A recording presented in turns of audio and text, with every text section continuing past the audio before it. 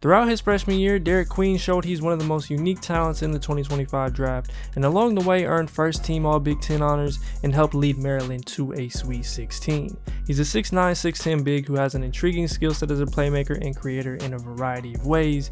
He's a compelling driver, he's crafty in the post, he can finish plays, and has some of the most impressive passing flashes of any non-guard in the class. Now he is an older freshman who's a bit undersized for a 5-man. He's also a current non-shooter, and he hasn't been an impactful defender to this point, but his skill set gives him some of the most intriguing offensive upside of anyone in the class, and that should keep him among the most coveted prospects.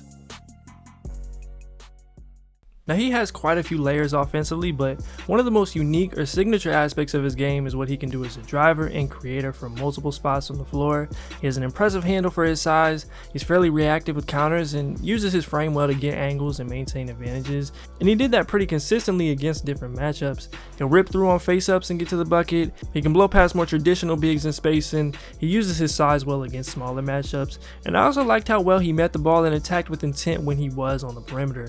Of course, he'll have to shoot it better to be as effective with that in the league, but it definitely stood out in the few moments that he did have those opportunities. And then as a short roller and pop man, he can make a quick move and take advantage of that open space on the way to the bucket. It's hard not to be impressed by someone his size that has the nuance and craft he does, from the slow steps, the euros and wrong foot finishes, to the late gathers and pickups to keep the ball away from defenders. And maybe most importantly, he has the balance and mobility to still play with force and traffic, which is one of the more underappreciated elements for any creator and helps make him one of the more interesting in this draft. Smith again to Queen, the up fake, and Queen. Same with Deshaun Harris-Smith. It's just the firepower on the perimeter alongside that. I'll do that to you. Queen knew right where he wanted to go with a spin move.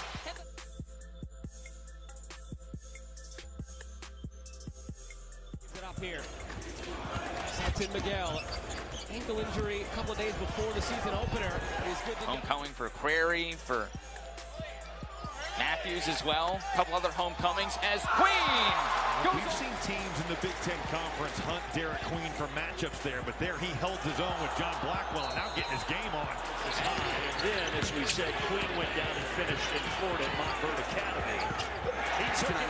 It wasn't that long ago we were talking about a quiet ball game, and that's not quiet. Moving down to 3 minutes left, Maryland has just shattered the discussion of can you win on the road. And speaking of, had a bagel in the first half. He's actually saddled with foul trouble though. A lot of steps from Davis. There's Queen, the pull up over Humber. For their mentality and their confidence mentally after their coach called them out. As our Mike DeForce would say. He can also be effective in a more traditional sense around the bucket and has a strong base to finish plays. He won't be a vertical spacer or that textbook rim runner, but his combination of touch, ability to navigate in traffic, and score from the post are pretty compelling, and especially when you consider he was playing next to another interior big for a good portion of his minutes. He can play out of the dunker and around the paint. He somehow finished with about 40 dunks on the year and could catch you off guard every now and then with one. He's also solid on the offensive glass and has intriguing upside as a roll man. Again, the lap threat isn't there, and he can be better making contact as a screener, but he has the tools to keep low men honest, as he can finish in traffic, he can drive it as a short roller, and has upside on floaters and push shots, which is an important piece for the best roll bigs, and he's at least flashed some of that. He's also very crafty in the low post. He can expose a mismatch and do it quickly. He can go either direction, and his knowledge on setups and his defender's leverage is pretty advanced. He's got up and unders, reverse pivots, quick spins, and step through. So while the NBA obviously isn't as post up heavy as it once was, he's a guy I do think you'll be able to run some stuff through and feel good about it.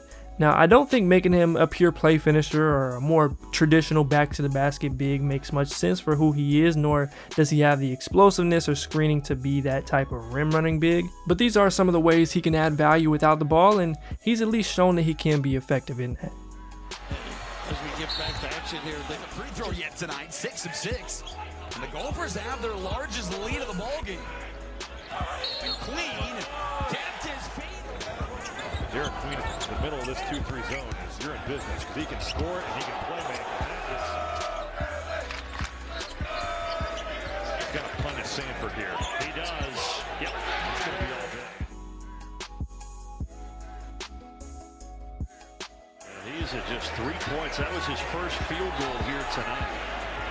Smart by Queen to just back him down. I thought it should have been over. Playing with 4 fouls. Derik Queen has been the story for Maryland on this side of the ball. I asked him if Maryland recruited, and he said yes. Shellstad got a piece of it. Queen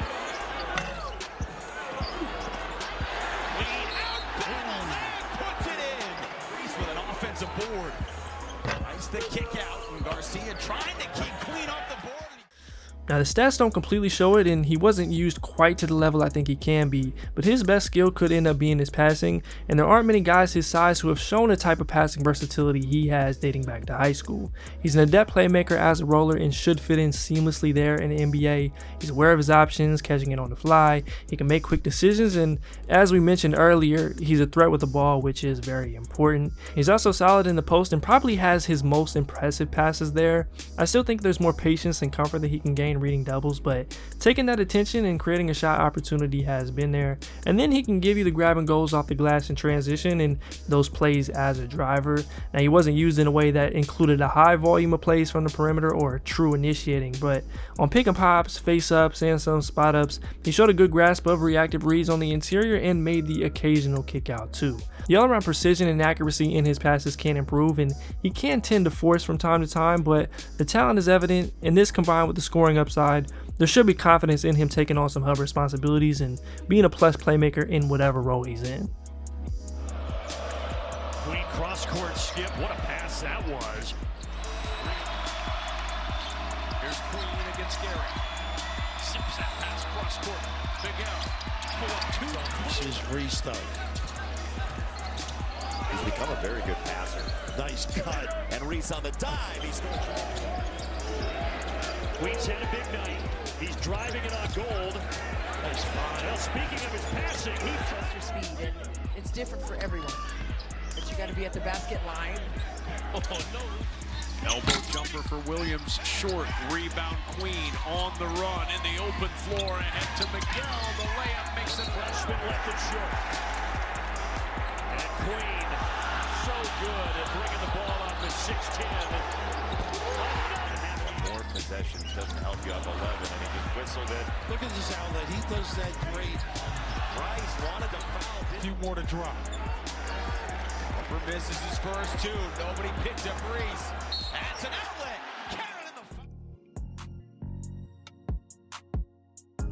Now the improvement areas for Derik Queen are pretty clear. It's more determining what his role looks like and how he makes an impact in a winning situation, but the defensive end is probably the most important. And to keep it simple, he just hasn't been very good on this end of the floor. He's not much of a threat as a rim protector, he's undersized, he doesn't explode off the ground, and most importantly, he hasn't demonstrated the type of motor to get to shots or deter them from happening. He hasn't made much of an impact as more of a traditional 5 around the rim, and he also doesn't have the type of ground coverage or activity to be a force as a roamer either, so not being able to provide much at the rim defensively is a pretty clear concern and makes his projection a little muddier. Now he does have pretty good hands, and it's shown up in some of the standstill blocks, some deflections and strips both at the rim and playing in gaps. He's also a pretty good defensive rebounder, and the stocks weren't nearly as bad as maybe you might assume depending on the game that you tuned into, so that's where I'd imagine he'll have to make his presence felt with better positioning as well. But if you're not elite stocks wise, which he isn't, it probably won't move the needle enough to make up for being a non-threat at the rim, and some teams might just go at him. Clifford takes a peek at the shot clock. 4 on the shot clock to Beppo. It's Queen with the shot. Purdue trying to really use the ball screen to beat this 2-3. Kaufman-Wren leaning. Good defense. Oh, look at the hands of Derik Queen. He took it away from Boswell on the run. Count that. And if they do, the roof's going to come off Mackey, but Queen has other ideas. Now I had very low expectations for him defending in space and in the pick and roll coming in, and while it is still a work in progress, there were more positives here than I think are usually discussed, and I thought he made an impressive adjustment throughout the year. But by NBA standards, he'll likely have difficulties matching up with some forwards and wings obviously. Shiftier ball handlers and change of direction has presented issues for him, and he doesn't get in a stance or provide ball pressure out there in a way that makes matching up with more perimeter oriented players a tough ask at the moment. But he doesn't have stone feet. Can't just clean blow past him, and I felt like he did a good job of staying connected by the end of the year. So maybe the engagement and physical development gets him to a level where he is solid one-on-one and can move around in the pick and roll, but this is a spot that'll be key for him, especially because he might have to play the 4 in a lot of situations. It goes matchup zone. Bailey blocked by Queen.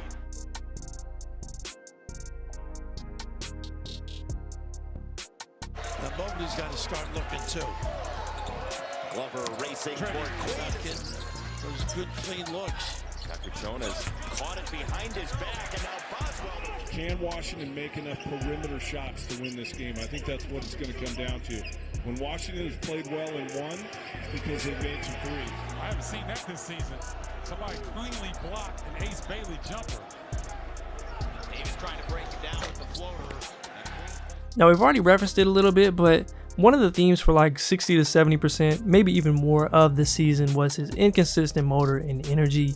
He fixed some of this, which coincided with him playing games with more stakes, but prior to that, he had some inexcusable games and stretches where he'd completely float, particularly on defense. But whether it was in the pick and roll, rebounding, being in the right spots, or even screening, it wasn't what you wanted to see. Now, maybe it is a conditioning thing. That could be a possibility, which is probably an easier fix, but it is really easy to stick out for the wrong reasons if you're not engaged in bringing it, and that's something he'll have to prove. He's more like the last portion of the season and not the first, because when you're also not a great run and jump athlete, he can't afford to be standing straight legged and disengaged. It just makes it tough to compensate.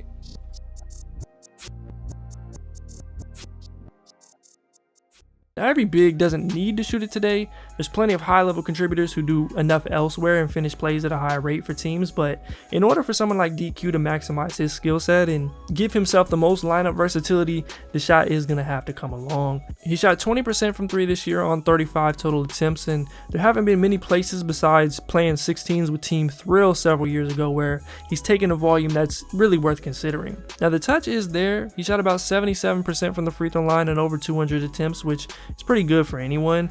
He was willing to take some mid-range jumpers too, so those are positive, and he had games like Purdue, Michigan, and Colorado State where he was a legit threat from deep, so it's not out of the realm of possibilities, but it'd be hard for me to confidently project him to shoot it at a high clip. If it is there though, being able to attract closeouts and unlock more as a driver, bend the floor as a DHO and hub threat, and play on spot ups would give him a dynamic that's pretty hard to deny, even if everything else is rough defensively, or maybe you have a weird group of personnel at first. So kind of wrapping things up with everything in mind, there's ultimately questions about Queen's role and whether he's the caliber of offensive talent that can make up for some of the drawbacks, and if you can build a winner with him as a key piece. If you play him at the 5, he's either going to have to be an offensive superstar and or you're going to need to make up for the rim protection and athleticism somewhere, because it's just really difficult to have sustained success without it. But I'd say Houston has a pretty clear blueprint for what this looks like. If he's at the 4, he's probably going to need to shoot it unless everyone else in most lineups can, and defensively you got to be prepared to give up some advantages. But I really do think he's a better mover there than he gets credit, and that's partially why I lean towards him playing a bigger portion of his minutes at the 4. That's not cut and dry, like he can play both depending on where he's at and could still end up a 5, but there's probably more situations where he finds success at the 4 because of those things. Now, there is a path to Derik Queen being a top 3 offensive option on a team, and you can't say that about too many players in this class. So for that reason alone, there's going to be interest from like the top 5 on, but ultimately how impactful he becomes is going to be based on a lot of those factors we just discussed. And to reiterate, he should be used as a playmaking big on offense, and if he shoots, it'll give him some more avenues for success.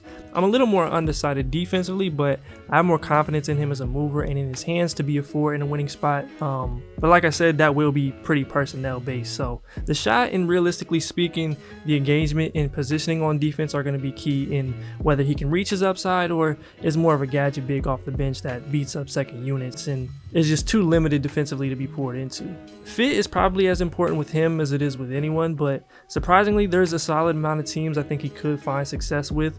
Washington with Alex Sarr and Bilal Coulibaly is actually really fun. I think they complement each other well. It's a little too high in the top 3, but I think it'd be worth considering after that.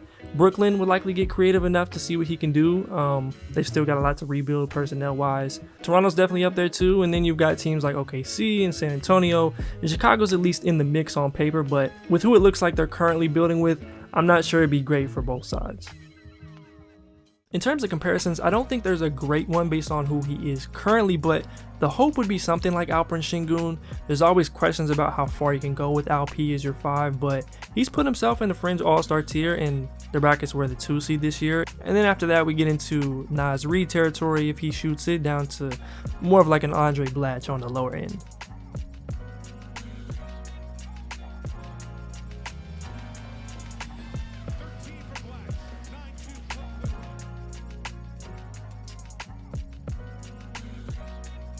Derik Queen is probably the most interesting prospect in the draft to me. His creation upside and unique skill set as a 6'10 big are among the most intriguing, but the questions in his defense, what type of team you might need around him to maximize, and the level he may need to reach offensively for it to work still color his projection and give him a draft range that could extend from the top 5 or 6 down to the end of the lottery.